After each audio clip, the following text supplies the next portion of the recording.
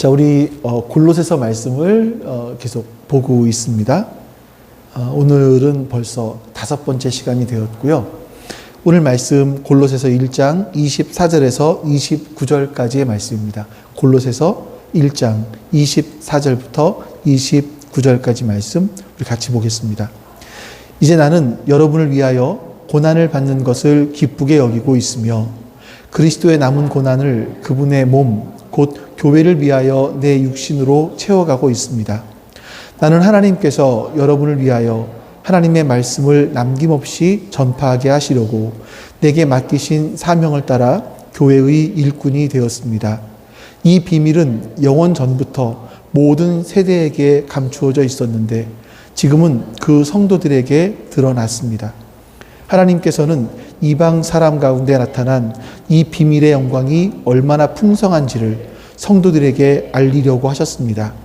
이 비밀은 여러분 안에 계신 그리스도요, 곧 영광의 소망입니다. 우리는 이 그리스도를 전합니다. 우리는 모든 사람을 그리스도 안에서 온전한 사람으로 세우기 위하여 모든 사람에게 권하며 지혜를 다하여 모든 사람을 가르칩니다. 이 일을 위하여 나도 내 속에서 능력으로 작용하는 그분의 활력을 따라 수고하고 애쓰고 있습니다. 아멘. 여러분, 사람들은 꿈이 있어야 살아갈 수 있습니다. 중고등학생들은 대학에 가겠다라는 꿈이 있어야 그래도 좀 열심히 공부를 할 수 있을 것이고, 또 대학에 들어갔다면 취업을 하고 싶은 꿈이 있어야 또 대학에서도 역시 열심히 공부를 하겠죠. 부모가 되면 우리 자녀를 키워가야 된다라는 이런 생각, 먹여 살려야 된다라는 생각, 또 우리 가족이 함께 살 수 있는 집이 있어야겠다, 뭐 이런 생각들, 이런 것들 때문에 열심히 일도 할 것이고 저축도 하게 되겠죠. 그러니까 사람들은 무엇이든 간에 꿈이 있어야, 좀 우리가 오늘 요즘에 쓰는 말로 하면 비전이 있어야 그래도 살아갈 힘과 용기가 생기는 겁니다. 그런데 사람들은 이 꿈을 갖기 원하거든요. 그래서 어떤 사람들을 부러워하냐면 어떤 정말 원대한 꿈을 가지고 그 꿈을 향해서, 그 비전을 향해서 앞으로 막 매진해 나가는 사람들 보면 와, 참 부럽다, 이런 생각이 사실은 들죠. 그 꿈과 열정을 가지고 앞으로 나아가는 그런 사람들. 그런 사람들의 대표적인 사람이 있다면 바로 아마 바울일 겁니다. 자신의 꿈을 가지고 그 꿈을 향해서 헌신하며 희생하면서 그 높은 가치를 위해 수고했던 그 사람, 바로 바울입니다. 사도 바울의 열정적이고 희생적인 삶을 보면요, 야, 도대체 바울은 어떻게 저런 삶을 살 수 있었을까? 어떻게 저렇게까지 살 수 있었지? 하는 이제 그런 생각들이 사실은 많이 들죠. 오늘 본문에 보시면 이제 그 바울이 정말 열정적이고 희생을 하는 그런 삶의 모습들이 부분 나와요. 이제 한번 24절 한번 먼저 볼까요? 같이 읽어볼까요? 이제 나는 여러분을 위하여 고난을 받는 것을 기쁘게 여기고 있으며 여러분의 남은 고난을 그리스도의 남은 고난을 그분의 몸, 곧 교회를 위하여 내 육신으로 채워가고 있습니다. 바울은 여러분 지금 감옥에 갇혀 있는 상황이에요. 감옥에 갇혔어요. 근데 골로새 교회는 한 번도, 골로새 지역은 한 번도 가보지도 않았고 골로새 성도들은 만나보지도 못했어요. 근데 이 오지랖이 얼마나 넓은지 바울이요, 만나보지도 못한 골로새 사람들을 위해서 편지를 쓰고 있는 거예요. 그리고 자기는 감옥에 있으면서 그 사람들을 위해서 기도해요. 이렇게 내가 너희를 위해 쉬지 않고 기도한다, 그래서 감사한다, 이런 말을 하죠. 이렇게 너희를 위해서 고난받는 것, 아마 이거 골로새 교회만이 아니라 모든 그리스도인들을 말하겠지만, 이 너희를 위해서 고난받는 건 난 기쁘다, 감사하고 기쁘다, 자랑스럽게 생각한다. 바울은 이런 말을 하고 있는 겁니다. 여기서 여러분, 바울의 열정 같은 게 느껴지지 않으십니까? 아니, 도대체 바울은 누구길래 한 번도 만나보지도 못한 그 골로새 교인들을 위해서 감사하고 쉬지 않고 기도하고 있고 이런 말을 할 수 있었을까? 이 열정과 희생, 이게 어디서 오는 걸까? 참 궁금합니다. 또 29절 말씀 볼까요? 이 일을 위하여 나도 내 속에서 능력으로 작용하는 그분의 활력을 따라 수고하며 애쓰고 있습니다.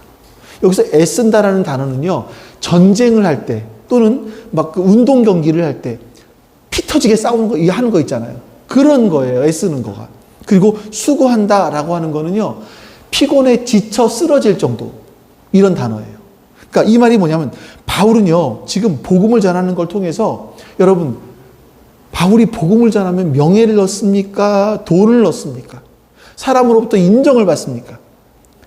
도대체 복음을 전해서 자신에게 사람들로부터 세상에서 얻게 되는 것이 아무것도 없는데 마치 전쟁을 하듯이, 운동 경기를 할 때 막 치열하게 싸우듯이 너무나 수고해서 피곤에 쓸어 넘어질 정도로, 아니 그렇게까지 왜 이 수고를 하느냐 말이죠.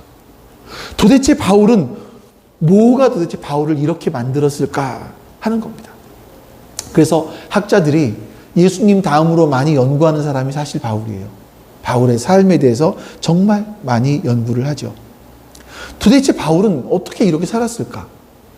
어떤 사람들은 바울의 기질을 봐라. 바울의 기질이 그렇지 않냐? 이렇게 얘기하기도 해요. 물론 그 기질이 작용을 했을 겁니다. 근데 더 중요한 게 있다면 바로 바울의 비전입니다. 바울이 보았던. 그러니까 바울은요, 자신이 품게 된 게 아니에요. 비전을요, 꿈을요. 하나님께서 예수님을 통해서 보여주신 것을 자기가 알고 그 비전에 하나님의 비전에, 그리스도의 비전에 동참하게 된 거죠, 바울은요. 우리가 이것을 2주 동안 봤습니다. 3번째 주와 4번째 주에 봤어요. 잠깐 요약해 드려볼까요? 13절에서 보시면 이제 하나님께서 예수 그리스도를 통해서 암흑의 권세에서 아들의 나라로 우리를 옮겨주셨다. 기억이 조금씩 나셔야 돼요. 하나님께서 우리들을 암흑의 흑암의 세상에서 아들의 세상으로 옮겨주셨다. 그래서 우리를 그 아들 안에서 구속, 곧 죄 사함을 얻게 해주셨다라고 말씀했어요. 15절부터 17절까지는요, 만물이 예수님에 의해서 창조되었고, 예수님을 위해서 창조되었고, 예수님에 의해서 창조되었고, 위에서 만들어졌고, 예수님으로 말미암아 만들어졌고, 지금도 예수님으로 인하여서 존속하고 있다. 예수님이 진짜 왕이시다. 로마의 황제 시저가 왕이 아니다. 시저가 주가 아니다. 예수님이 진짜 주님이시다. 바울이 그 얘기를 했어요. 3번째 18절부터 그 아들은요, 만물을 회복하게 하는 시작점으로서 교회를 세우셨습니다. 그리고 그 교회, 예수님은 그 교회의 머리가 되어주셨어요. 하나님은요, 그 아들의 십자가, 예수님의 십자가를 통해서 세상 만물이 자기와 화해하게 하셨어요. 그래서 여러분, 지난주에 그래서 말씀드렸던 것 중에 한 가지가 뭐냐면, 구원은요, 여러분, 다시 한번 말씀드릴게요. 중요하니까. 구원은요, 나 한 사람이 예수님 믿고 천국 가는 거 아니에요. 맞아요. 그건 굉장히 국소적인 거예요. 작은 거예요. 이 골로새서를 보면 분명히 말씀하고 있는 것이 뭐냐면, 이 만물이 뭐였었는지 기억나십니까, 여러분? 눈에 보이는 것들, 보이지 않는 것들, 권세나 왕이나 이런 거. 이 모든 것들이 하나님을 떠나서 흑암의 권세 속에 있었는데, 이것을, 이 만물을 회복시키는 거예요. 회복시키는 거예요. 회복시켜서 다시 원래의 창조의 자리로 갖다 놓으시는 거예요. 그게 하나님께서 예수 그리스도의 십자가를 통해서 하시려고 하시는 일인 거죠. 그래서 만물이 예수 그리스도로 말미암아 회복되는 거죠. 지금 바울이요, 뭘 보냐면, 하나님의 꿈이 이거구나. 하나님의 비전이 이거구나. 이 하나님께서 예수 그리스도를 통해서 이 세상에 하시려고 하는 것이 이거구나. 이 만물을 원래 자리로 회복시키려고 하시는 것, 이것이 하나님이 하시려는 것이구나. 이것을 바울이 보고 자신이 거기에 동참한 겁니다. 오늘 본문에서는요, 이 비전을 좀 다른 각도에서 본질적으로 말을 하는데, 우리 26절 말씀을 같이 읽어볼게요. 26절. 자, 시작. 이 비밀은 영원 전부터 모든 세대에게 감춰져 있었는데 지금은 이 성들에게 드러났습니다. 바울은요, 하나님께서 예수 그리스도를 통해서 만물을 회복시키실 것을 뭐라 그랬다고요? 뭐라고 표현합니까? 비밀이라고 얘기를 해요. 비밀이에요. 이건 사람들이 영원 전부터 모든 세대에게 감춰져 있었어요. 근데 이 비밀이 우리 지금 그 성도들에게, 지금 우리들에게는 드러났다. 이게 무엇인지 드러났다라고 말합니다. 자, 이 말은요, 하나님께서 세상을 어떻게 회복하실 것인지, 암흑의 권세 밑에 살아가고 할 수밖에 없는 우리들을, 이 만물을 어떻게 구원해 내실 것인지 이전까지는 감추어져 있었는데 이제는 성도들이 알게 됐다. 다 알 수 있다. 어떻게 알게 됐습니까? 27절 같이 읽습니다. 하나님께서는 이방 사람 가운데 나타난 이 비밀의 영광이 얼마나 풍성한지를 성도들에게 알리려고 하셨습니다. 이 비밀은 여러분 안에 계신 그리스도요, 곧 영광의 소망입니다. 하나님께서는요, 잘 보세요. 첫 번째, 하나님께서는 이방 사람들 가운데 나타난 이 비밀의 영광을 성도들에게 알리려고 하셨대요. 알려주려고 하셨대요. 근데 이 비밀이 누구예요? 비밀이 누구예요? 예수 그리스도시다. 이 비밀은 그리스도시다 라고 말씀하는 겁니다. 그러니까 이게 비밀로 감춰져 있을 때 이스라엘 사람들은 자기들만 구원받은 줄 알았어요. 이스라엘 사람만 구원받은 줄 알았어요. 자신들만 하나님의 선택받은 사람들이라고 생각했었어요. 근데 이 비밀을 알고 보니까 구원은 이스라엘만이 아니라 모든 만물이 회복되는 것이구나. 누굴 통해서? 예수 그리스도를 통해서. 이걸 알게 됩니다. 여러분 잘 보세요. 사람들은요, 태생적으로 하나가 될 수 없는 사람 없어요. 사람들은 자신의 목적을 위해서 사람들을 갈라놓는 걸 굉장히 잘합니다. 예를 들어볼까요? 정치인들이 정치적으로 국민들을 잘 이용하는 것이 있습니다. 뭐냐면 전라도와 경상도를 나눠놓는 거예요. 모르겠어요. 일반 사람들은 어떻게 생각하는지 모르겠지만 정치인들은 갈라놓습니다. 왜요? 표를 얻어야 되니까. 이 표가 경상도에서 나와야 될 이 표가 전라도로 넘어가면 안 되니까. 네. 파란 쪽으로 넘어가면 안 되니까. 파란 쪽에 나와야 되는 표가 빨간 쪽으로 넘어가면 안 되니까. 그런 거예요. 여기는 내 표밭인데, 우리 표밭인데. 그래서 일부러 더 갈라놓는 일들을 합니다. 여러분, 같은 나라에 살고 서로 왕래하는 사람들이 이렇게 갈라져 있다면 과연 여러분 남과 북은 하나가 될 수 있을까요? 통일은 될 것 같아요. 통일은 될 수 있겠죠? 어쩌면. 근데 이 수십 년을 다른 이념 속에 살아갔던 우리들의 마음이 하나가 될 수 있을까요? 과연 정치인들이 그것을 가만 놔둘까요? 하나 되도록? 정치인들이 조장할 때 사람들은 자신들의 옳다고 생각하는 대로 다 갈 거예요. 모르겠어요. 근데 우리보다 더 훨씬 심하게 갈라져 있던 사람들이 누구냐면 유대인들과 이방인들입니다. 자, 유대인들과 이방인들은요, 유대인들은 이방인들을 볼 때 사람으로 보지 않았어요. 유대인들은 이방인을 볼 때마다 저것들은 지옥의 땔감이야. 이렇게 생각을 했던 거죠. 한번 봐줘요. 예람이가 그렇게 쳐다보고 있는데 지금.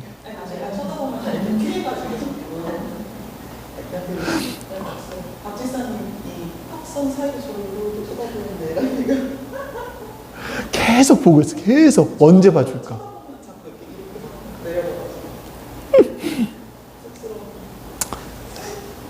자, 유대인들은 이방인들을 이렇게 지옥의 땔감처럼 생각을 했어요. 그런데 하나님은요, 예수 그리스도를 교회의 머리로 세우시고 이 교회 안에서 유대인과 그리스도 헬라인들이 하나가 되는 일들이 일어납니다.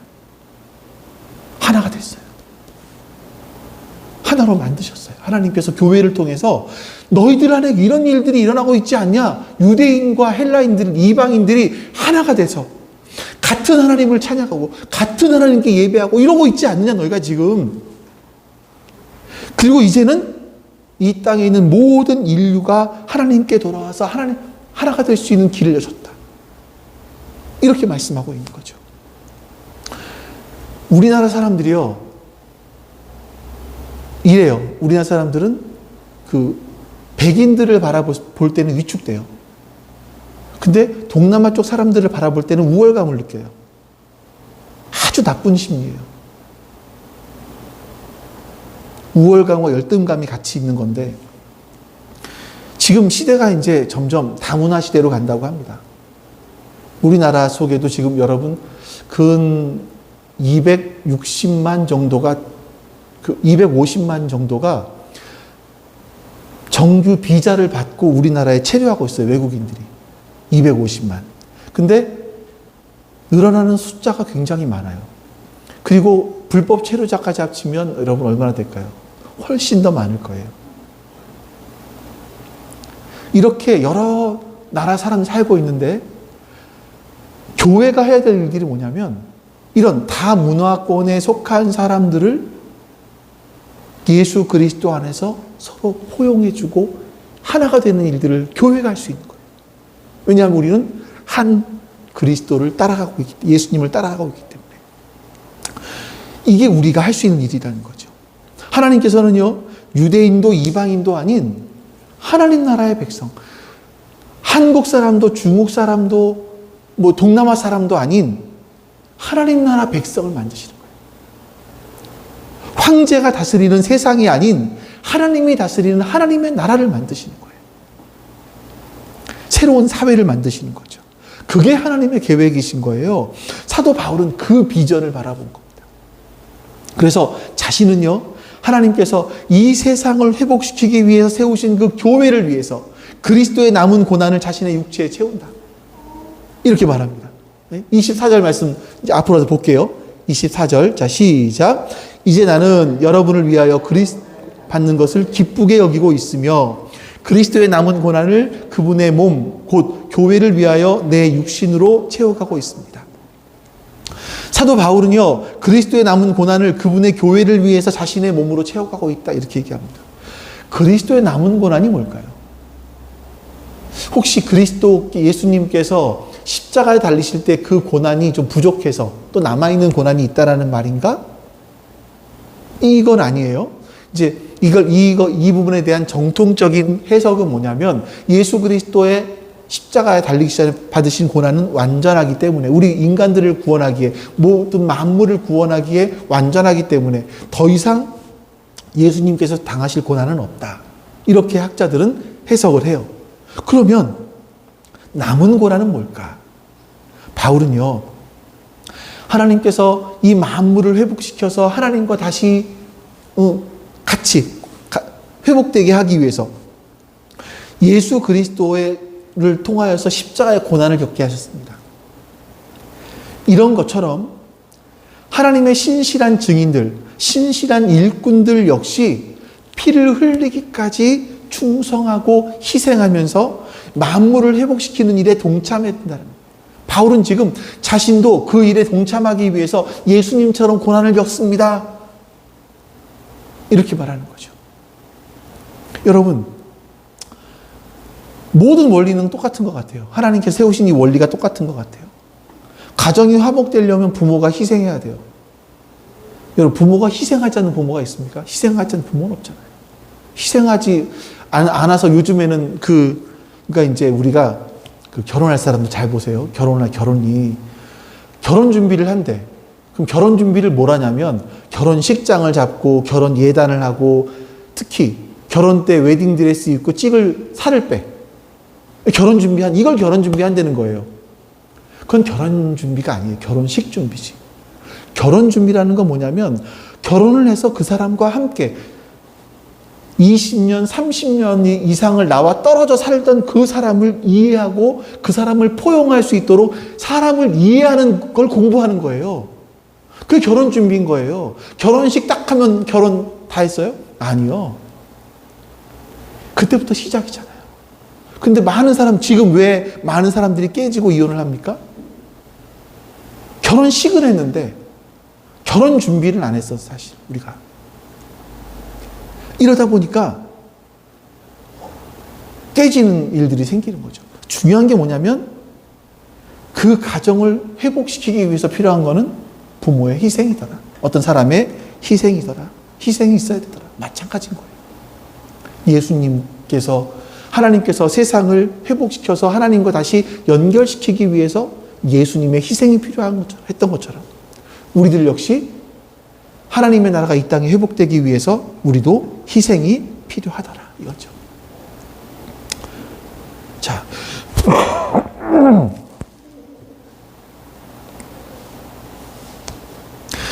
이방 사람들과 유대인들, 절대로 하나 될 수 없는 사람들, 이런 사람들, 서로 적대감이 가득했던 사람들, 모든 문화, 모든 만물, 눈에 보이는 것, 눈에 보이지 않는 것 다 합쳐서 회복되는 겁니다. 제자리로 돌아오는 겁니다. 하나님께서 그 일을 예수 그리스도를 통해서 시작하셨고 우리는 그 일에 동참한 사람들인 거예요. 그래서 자신도 지금 예수님께서 교회를 회복시키기 위해서 수고하고 애쓰신 것처럼 나도 그 일에 동참한다. 그러니 나는 너희를 위해서 고난받는 것, 너무 기쁘다. 왜냐하면 나는 하나님께서 하고 계신 일에 동참하고 있는 것이기 때문에, 예수님께서 하고 계신 일에 동참하고 있는 거기 때문에 나는 기쁘다. 예수님이 세상을 회복시키실 일에 내가 지금 동참하고 있는 거기 때문에 기쁘다라고 얘기하는 거죠. 자랑스럽다. 이렇게 말하는 겁니다. 자, 우리 27절 말씀을 또 보겠습니다. 같이 읽어봅니다. 하나님께서는 이방 사람 가운데 나타난 이 비밀의 영광이 얼마나 풍성한지를 성도들에게 알리려고 하셨습니다. 이 비밀은 여러분 안에 계신 그리스도요, 곧 영광의 소망입니다. 하나님은 이 비밀의 영광이 얼마나 풍성한지를 성도들에게 알려주려고 하셨대요. 우리에게 알려주려고 하셨대요. 자신이 지금 그 일을 하고 있으니까 바울 자신은요, 지금 하나님과 동역자가 되었다. 지금 하나님의 동역자로서 일하고 있다. 그러니 고난받는 것도 기쁘다. 이런 말을 하는 거죠. 자, 근데 여러분, 우리 하나 볼까요? 사도 바울이요, 이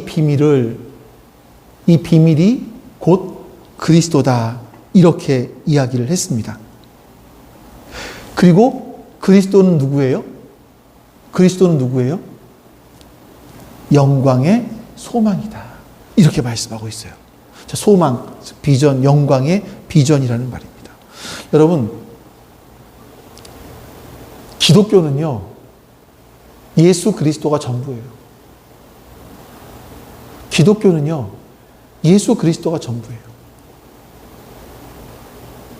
인도의 성자라고 불렀던 사람 중에서 선다싱이라는 분이 있습니다. 자, 그분이 이제 사람들이 그분이 기독교의 성자처럼 불리는 사람인데 사람들이 이렇게 물어봤어요.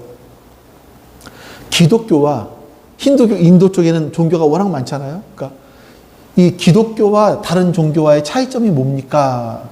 물었어요. 그랬더니 선다싱이 하는 얘기가 기독교에는 예수가 있습니다. 이렇게 답을 했다는 거예요. 그래서 사람들이 다시 묻습니다. 아니, 그거 말고요. 기독교에서 당신이 발견한 진리가 뭡니까? 이렇게 물었어요. 진리가 뭐냐? 선다싱이 이렇게 답을 합니다.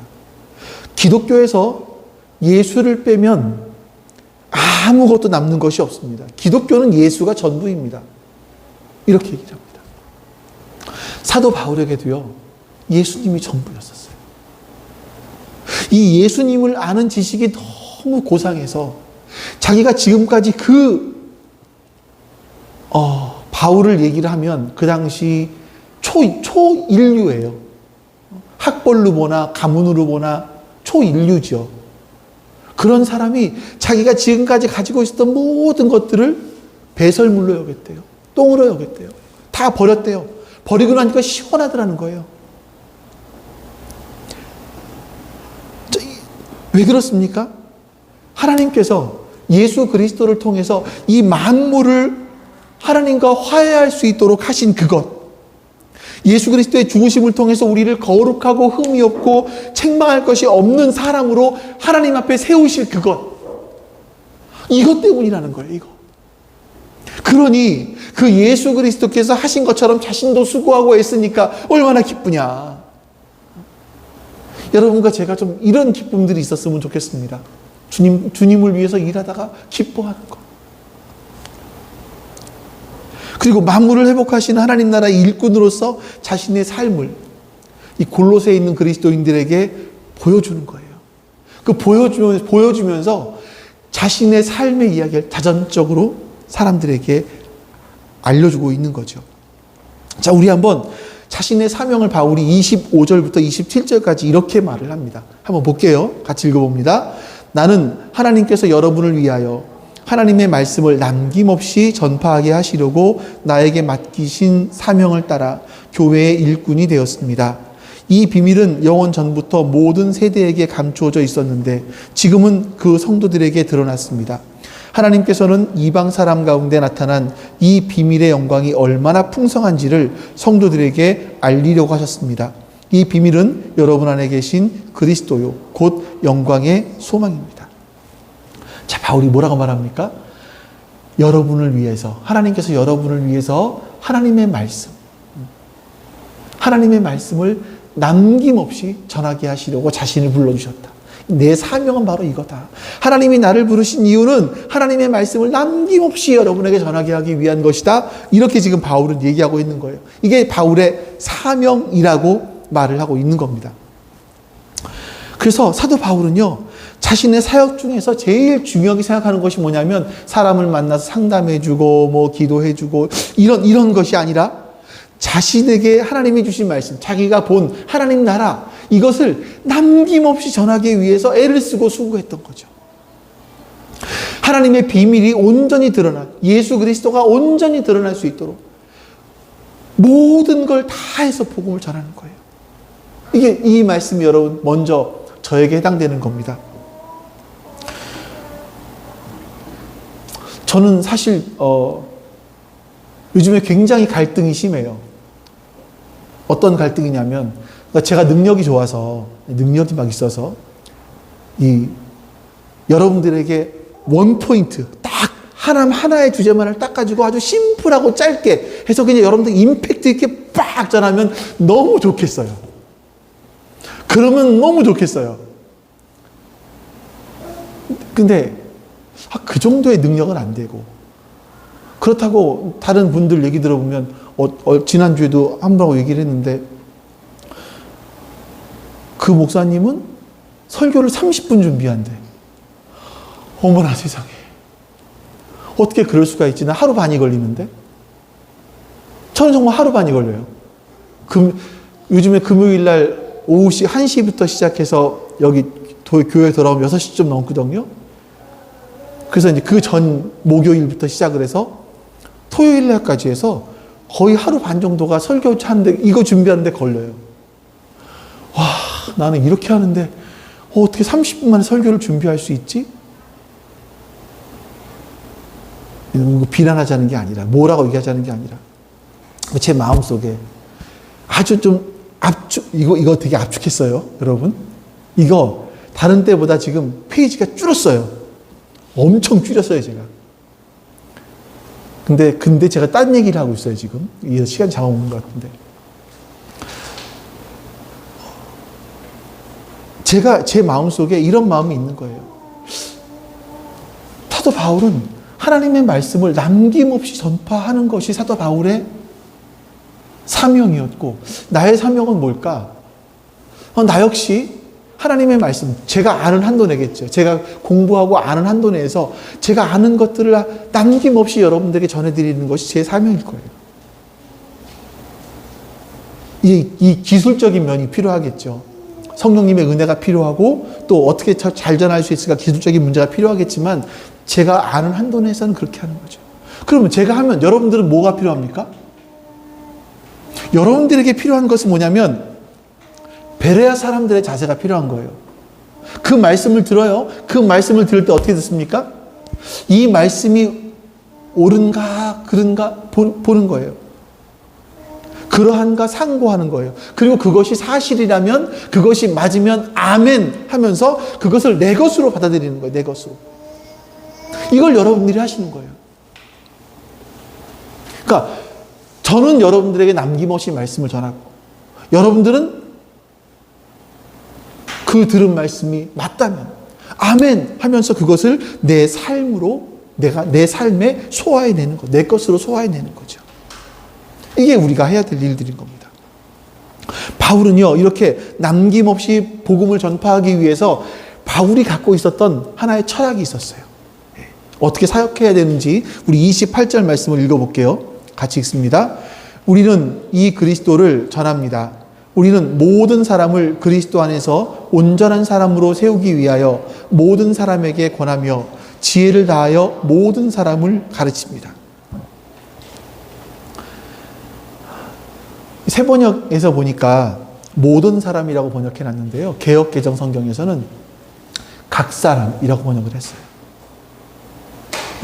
저는 그것을 한 사람이라고 번역을 했어요. 한 사람 한 사람이라고 번역을 했고요. 각 사람이라는 말은 사실 본문을 잘 보시면 한 번만 해도 상관이 없어요. 예? 보세요.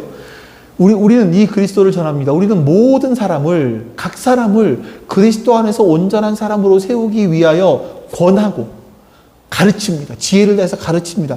말이 이상하지 않거든요. 틀리지 않거든요. 근데 바울은 모든 사람, 각 사람 세 번이나 강조하고 있어요. 왜 그러냐면, 여러분, 왜 그러냐면요. 사람들은요, 금방 사역의 방향을 잊어버려요. 그러니까 우리가 본질, 초심 이런 얘기 많이 하지 않습니까? 이걸 잊어버려요. 우리가 직장에 처음 들어갈 때 초심이 있어요. 본질이, 초심이 있잖아요. 어떻게 해야 돼? 어떻게 해야겠다. 근데 자꾸 이 상황에 처하다 보면 그 초심을 잃어버려요. 또 사람과의 관계가 멀어지면 초심을 잃어버려요. 또 세상의 유혹을 받다 보면 그 초심을 잃어버려요. 마찬가지인 거예요. 본질이 있어요. 사도 바울이 사역하고 있던 그 당시는요, 황제가 다스리는 시대예요. 황제가 다스리는 시대는요, 돈과 화려함이에요. 지금과 너무나 비슷하지 않습니까? 이 돈과 화려함이 지배하고 있는 이 세상에서 교회는요, 본질을 잃어버릴 수 있어요. 특히 우리나라를 보니까 어떤 분이 그래요. 우리나라 교회의 문화는 절문화다 이렇게 얘기를 해요. 절문화가 뭐냐? 그래 물었더니 하는 말이 보여주기식 문화라고 얘기하더라고요. 이건 절문화가 왜 보여주기식 문화인지는 잘 모르겠어요. 아무리 검색을 해도 안 나와서 잘 모르겠는데 어쨌든 우리나라 교회의 문화, 우리나라 자체의 문화가 보여주기식 문화라는 거예요. 우리가 좋아하는 게 뭐예요? 화려한 거, 큰 거, 높이 올라가는 거, 이거 좋아해요. 우리나라 사람들은. 그러니까 교회도 빨리 해서 어떻게 교회를 지어야 돼요. 지금은 이제 좀 바뀌었을 수 있습니다만 신도시로 가서 빨리 교회를 지어야 돼요. 빨리 교회를 지으면 사람들이 몰려와요. 크고 화려한 데를 찾아가기 때문에, 사람들 가기 때문에. 근데 여러분, 예수님의 사역 방향은 뭔지 아세요? 예수님의 사역 방향은요, 한 사람을 찾아가시는 거예요. 한 사람을. 예수님은 성경을, 사복음서를 잘 읽어보세요. 예수님은요, 항상 한 사람을 찾아갔어요. 많은 군중이 있었어요. 많은 무리가 있었어요. 근데 예수님은 한 사람에게 집중하세요. 저는 아주 대표적인 사건이, 좀 참 이해가 안 되는 사건이 뭐냐면, 여리고에서 마지막에 삭개오를 만나시는 사건이에요. 예수님이 삭개오를 만나신 그때는요, 예루살렘에 입성하기 일주일 전이에요. 예루살렘에 입성하신 뭐 하냐면 돌아가시는 거예요. 이제. 일주일만 지나면 돌아가시는 거예요. 아니, 돌아가시기 일주일 남겨두고 왜 굳이 삭개오를 만나서 그 사람에게 복음을 전하시고, 여러분, 인간적인 마음으로 내가 일주일 있으면 죽는 걸 아는데 어떻게 그 사람과 함께 잔치에 함께 참석할 수가 있겠느냐라는 거예요. 가능합니까?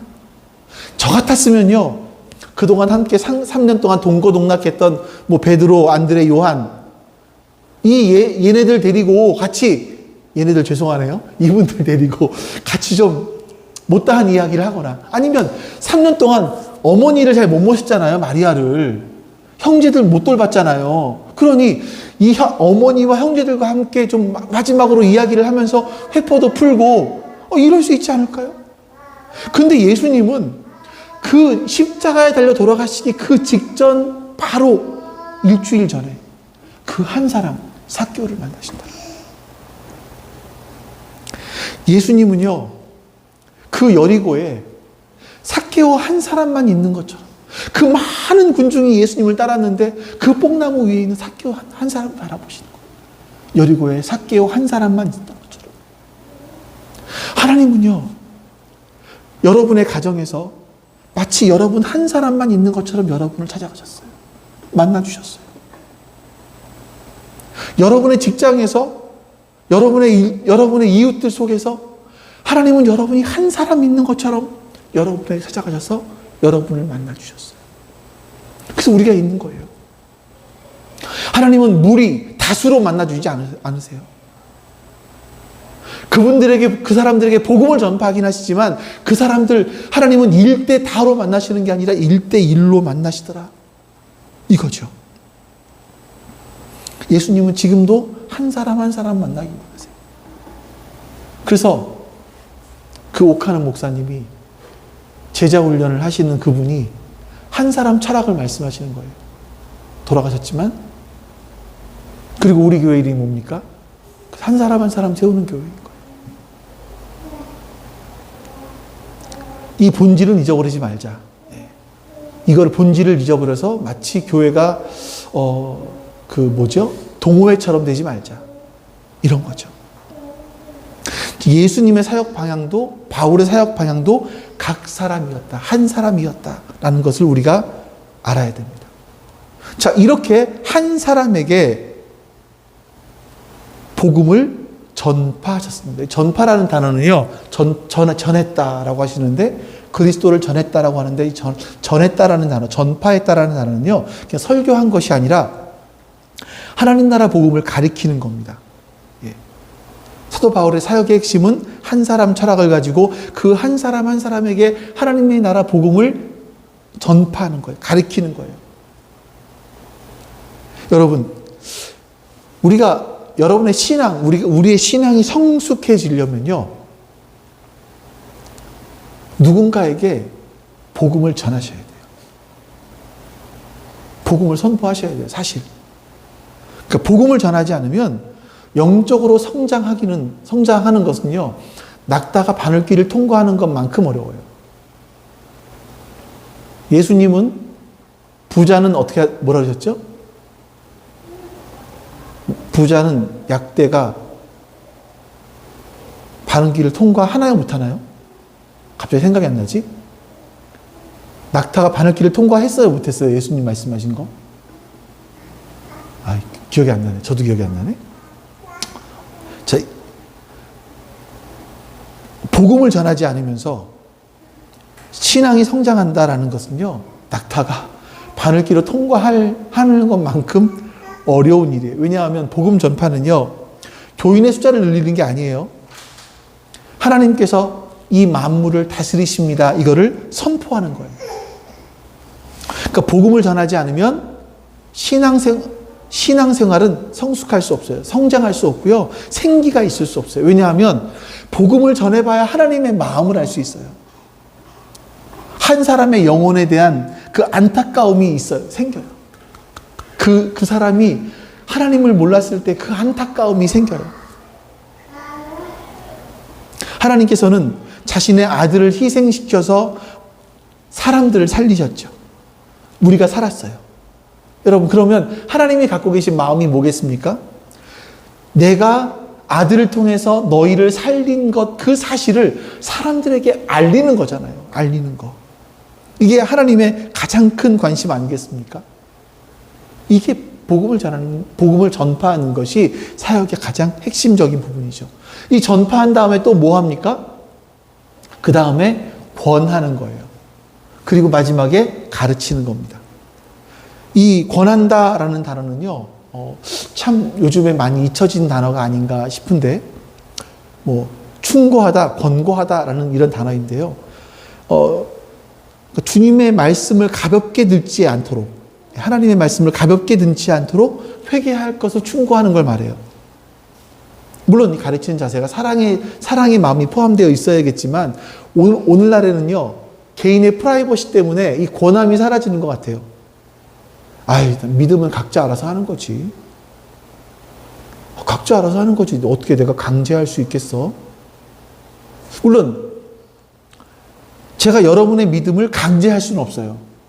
근데 중요한 게 뭐냐면 하나님 나라가 이렇습니다라는 것, 이렇게 해야 된다라는 것을 알려줘야 되는데 그것을 잘 하지 않는다. 이게 문제인 거죠. 그래서 우리가 가정생활에서도 가족들에게 우리가 권하는 것이 필요합니다. 자, 그리고 마지막으로 바울은 가르친다라고 말을 하는데 이 가르친다라는 것은요, 지식 전달이 아니에요. 지식을 축적하게 하는 것이 아니라 이 내가 전달한 내용을 통해서 그리스도를 만날 수 있도록 해주는 거예요. 이게 제가 참 진짜 저의 정말 숙제예요. 제 설교를 보면 제가 이제 고민하는 부분들이죠. 이건 너무나 지식 전달에만 치중되어 있는 거 아닌가 하는 생각이 들어요. 이걸 통해서 어떻게 여러분들이 그리스도를 만나게 하지? 이런 설교를 통해서 어떻게 여러분들이 그리스도께 나오게 하지? 이게 사실은 굉장히 숙제인데, 고민인데, 여러분들이 예수님의 사역 방향이나 사도 바울의 사역 방향을 보면 한 사람을 만나서 그들이 변하도록 가르치는 겁니다. 자, 지금까지 여러분 또 긴 얘기를 했어요. 여러분들께 긴 얘기를 하는데 이런 이야기를 들으시다 보면 뭐 어떻게 저렇게까지 살 수 있을까? 저렇게까지, 저거는 바울이니까 저렇게 살지. 어떻게 저렇게 살아? 너무 어려운 거 아닌가? 어떻게 저렇게 남을 위해서 희생하면서 살 수 있어? 어떻게 그리스도의 남은 고난을 내 육체에 채우는 일을 할 수 있겠어? 라고 생각될 수 있어요. 바울이 29절에서 이렇게 말합니다. 같이 읽어보죠. 이 일을 위하여 나도 내 속에서 능력으로 작용하는 그분의 활력을 따라 애쓰고 있습니다. 자, 지치도록 애를 쓰고 분투하고 수고하는데 그걸요. 내 속에서 능력으로 작용하는 그분의 활력을 따라 수고하고 애쓴다라고 말하는. 자, 말이 좀 복잡한가요, 이 말이? 사도 바울은요, 지금 내 속에서 작동하는 힘이 있어요. 능력이 있어요. 나는 내가 하는 게 아니라 내 속에서 작동하는 힘이 있어서 그 힘으로 일을 한다. 이 말을 하고 있는 거지, 이 말을 지금. 여러분, 사람들은요, 자신이 어려운 상황 속에 있을 때 자신 속에서 역사하시는 예수님의 능력을 보게 됩니다. 자, 여러분 보세요. 내 속에는요, 이 두 가지의 능력이 흐르고 있어요. 사람 속에는요. 첫 번째 능력은 나의 능력이에요. 내 능력. 또 두 번째는 하나님의 능력일 거예요. 근데 하나님의 능력이 언제 드러나기 시작을 하냐면 누군가를 돌보다가, 그래서 그리스도의 남은 고난을 내 육체에 막 채우다가 너무 지쳤어요.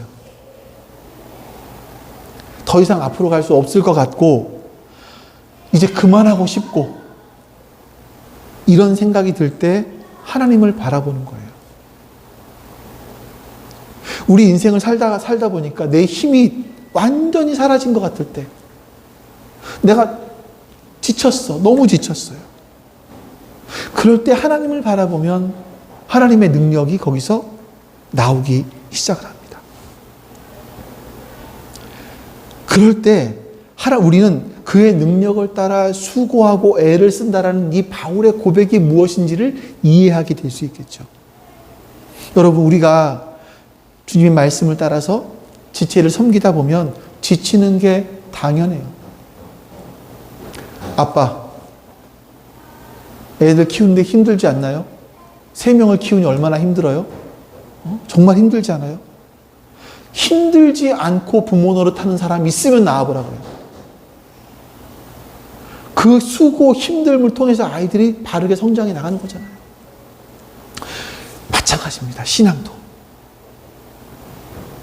이런 힘듦과 수고로움이 우리 안에 있어야 돼요. 이걸 통해서 우리의 신앙이 성장해 나가는 겁니다.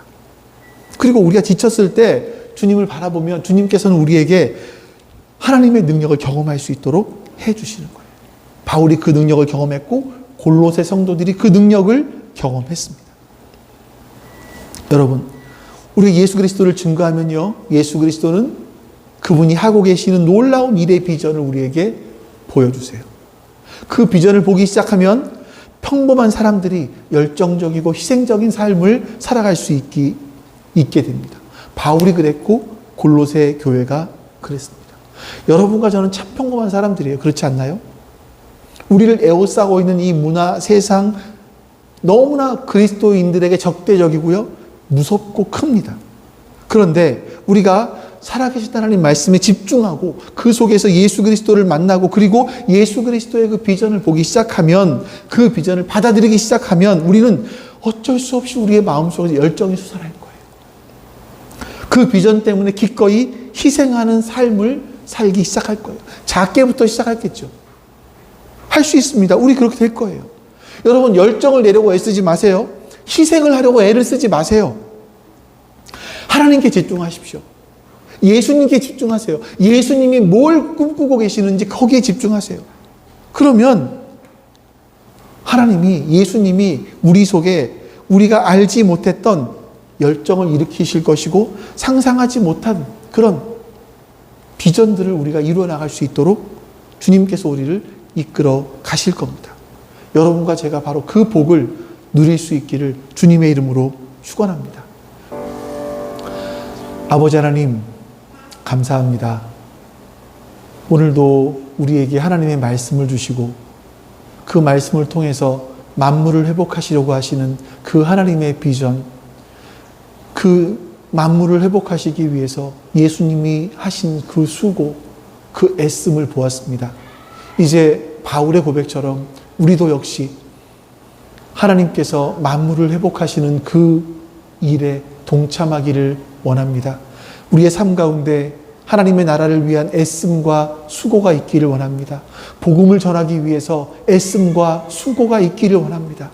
주님, 한 사람의 영혼을 바라보며 그 사람이 주님을 모르고 있는 그 모습 보면서 안타까워하는 마음들, 그리고 그 사람에게 어떻게 복음을 전할 수 있을까 준비하고 애쓰며 기도하는 그런 자세들을 우리에게 허락해 주시옵소서. 그 수고가, 그 고난이, 그 고통이 참 기쁘고 복된 것임을 우리가 깨닫게 해 주시고 깨달을 수 있도록 도와주시고, 그걸 통해서 하나님 나라가 확장되고 우리는 하나님이 하시는 그 일 가운데 동참하고 있다는 것을 깨닫게 해 주시옵소서. 주님, 감사드립니다. 오늘도 주님께서 우리 안에 하나님의 은혜 허락하여 주시길 소망하며 감사드리며 우리 주 예수 그리스도의 이름으로 기도하옵나이다. 아멘. 여호와는 내게 복을 주시고 너를 지키시기를 원하며, 여호와는 그의 얼굴을 내게 비추사 은혜 베푸시기를 원하며, 여호와는 그 얼굴을 내게로 향하여 드사 평강 주시기를 원하노라.